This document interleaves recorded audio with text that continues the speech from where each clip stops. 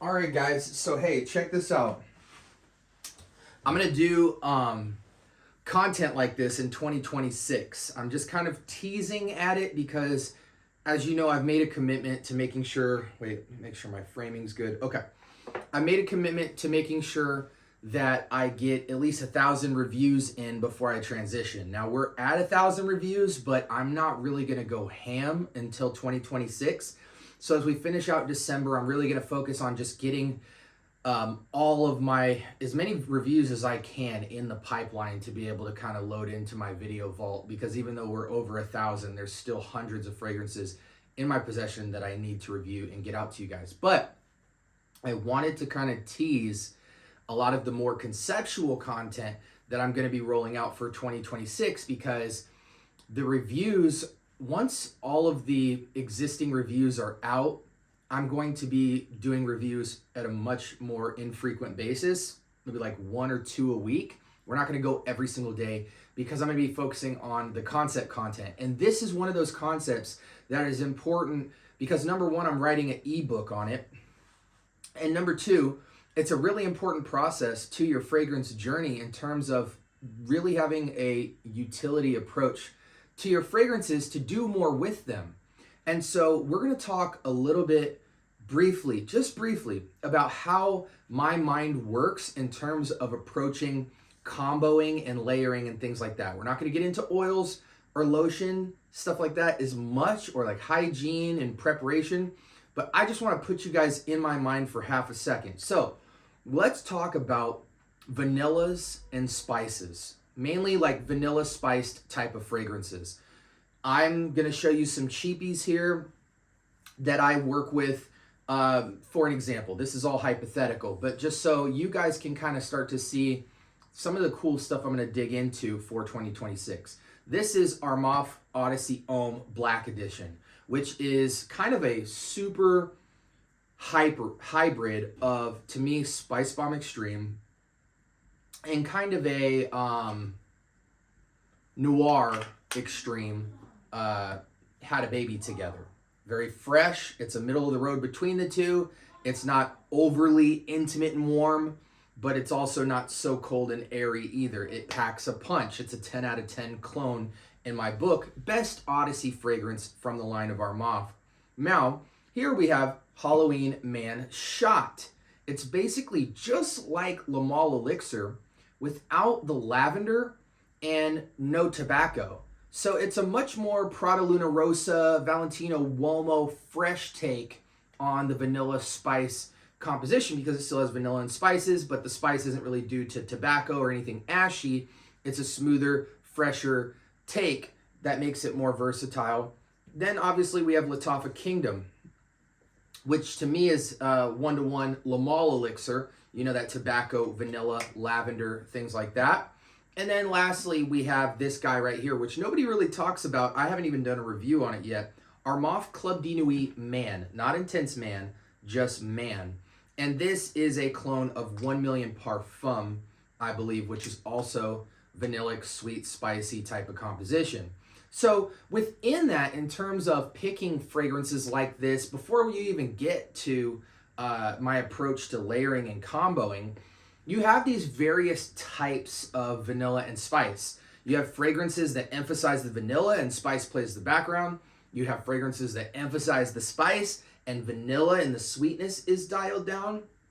And then sometimes they keep it at that and you kind of get a very generic fragrance, but then the accents to the fragrance is really what kind of separates vanilla spices from one another, with the introduction of things like lavender, tobacco, various spices, you know, cumin, coriander, cinnamon, nuttiness, like praline stuff. You know, we're talking about our Armani Stronger With You type of stuff, smoke, woods, various aromatics, woods, spices, and certain florals, powdery florals that accent that vanilla spice DNA and give them not only the personality of what's the leading role of emphasis and what's the supporting role, but then those aromatics kind of awaken and characterize what type of vanilla you're getting, amber as well. What type of vanilla are you getting? Are you getting something overly sweet, dialed down? Are you getting something ashy? Are you getting something caramel? Are you getting something buttery? Are you getting something more new and innovative? Are you getting something super spicy? Are you getting something just more fresh and aromatic? Is it deep and rich? All those kind of things go into kind of your selection of which vanilla spice type of fragrance you'd like to go with. And this is limited, obviously, because, you know, there's a ton of things I don't have here, such as the Tom Fords, you know, the 1 Millions, the, I mean, there's just so many vanilla spice fragrances. You got your freaking Grand Soirs and different things like that. Now, so you need to pick what emphasis you like in terms of the base composition first and foremost. I love vanilla and spice that never really gets old. It's one of the most intimate, romantic, nightlife type of alluring scent profiles out there. So I like to have a variation, and I didn't really bring out any of my niche selections, but I like to have all of them. So I have more versatility on the type of combos that I can create. Now, like I said before, within that spectrum of what type of vanilla spice you're dealing with, depending on what fragrance you go with, you need to know what its composition is because, again, what separates certain vanilla spices from others is the accents, the tobacco, the amber, the aromatics, the various spices, the floral accents. And sometimes when a fragrance doesn't have those, you can add them. So for instance, all of those aromatic, supportive accent elements that take a fragrance into niche category, in my opinion, we have some examples here. Ferragamo, what is this, spicy leather? This is a heavy, spiced leather fragrance that can add incredible accent to a vanilla and spice fragrance and really be complementary. I have a Initio Oud for Greatness oil. I have Initio Oud for Greatness. I have a fragrance that's a mono woody fragrance, imitating Chanel Sycamore, which is Encre Noir à la Extreme. This is amber resinous firewood. We also have fragrances like Ombre Noir from La Lique, which is a tobacco emphasized tobacco vanilla, where the vanilla is almost scaled down entirely, and then you have more green aromatics, bergamot, lavender, cypress, and then you have frankincense and myrrh and things like that accenting it as well. Resins is another thing that can play into it. And then also I have something like a diptyque, which is an emphasis on patchouli, kind of a singular note, colorful patchouli that can also be used for a level of earthiness and richness. So if you want to ground a fragrance in terms of if it's too sweet or just to give it character. So you have a lot of options in terms of the approach to this, but you could start to play with these various things. You know, you start with which base vanilla spice you want to work with and then add the flair to it. And you can use it in the form of oils and lotions, but we'll talk about that at a later time. So let's take an example. I have something like Halloween Man Shop, which doesn't have much emphasis. It is truly a vanilla spice type of fragrance. It's very fresh. It's kind of playful, more of the bubblegummy Invictus Aqua kind of playful take on the vanilla spice DNA. Maybe I want to make it spicier, so I will layer it with spicy leather. It'll have a nice leathery, super spicy accent to it, and now it becomes more mature. Maybe I might put oud in it and give it a more woody, oudy base. Maybe I want to give it a fresher oudy base, so I might transition to like a Tom Ford oud wood. Maybe I want to give it a tobacco emphasis, push it closer to that Le Male Elixir composition, but have some fresh tobacco lift to it, some leafy tobacco lift, and then I might use something like Encre Noir, and now I've made it more mature. Various things like that, or a patchouli emphasis. Let's take something else. This has, to me, this is like a master class. You know, Le Male Elixir is a complete 10 out of 10 fragrance to me. But let's say I wanted to give it a little bit of knockdown of maturity maybe, or whatever, or maybe just give it some more character.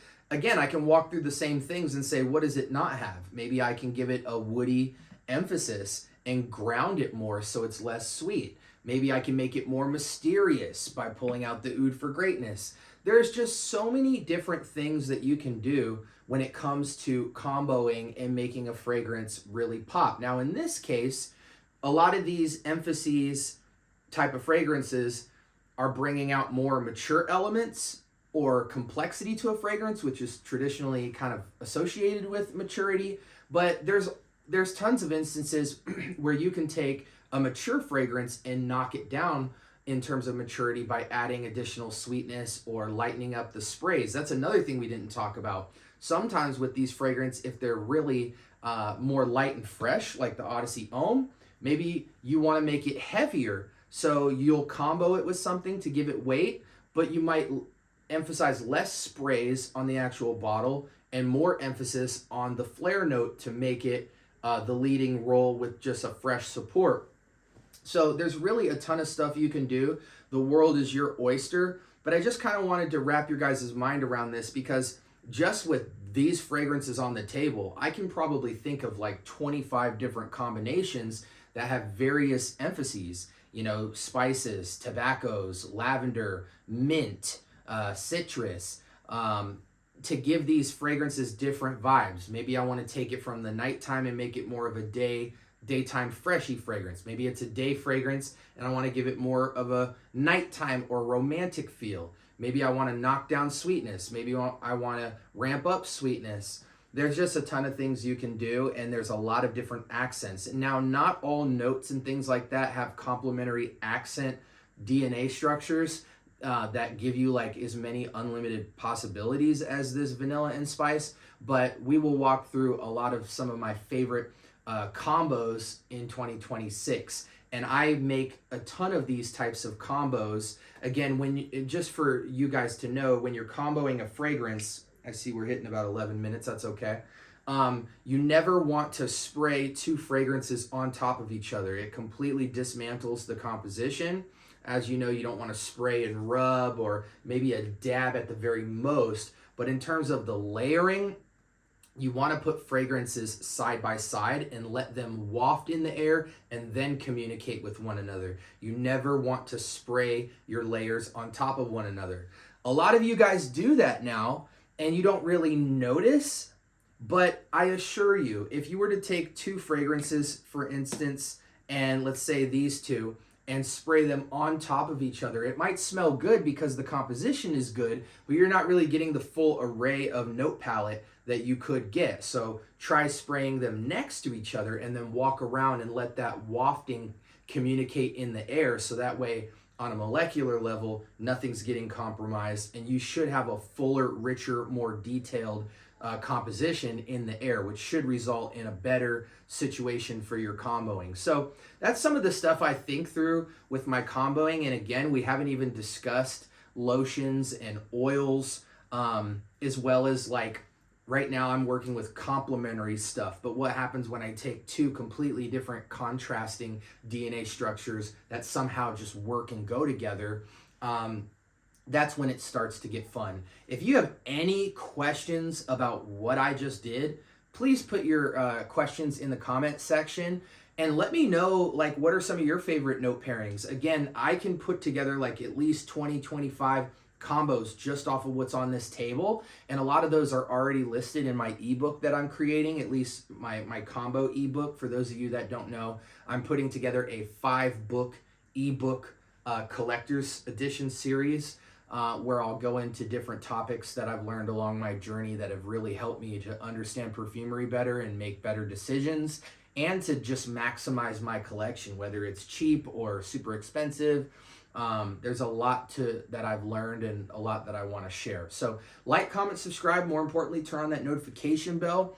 I'm dropping episodes all the time. I'm going to put 2 videos up as usual because I got to go, but you can feel free to stay.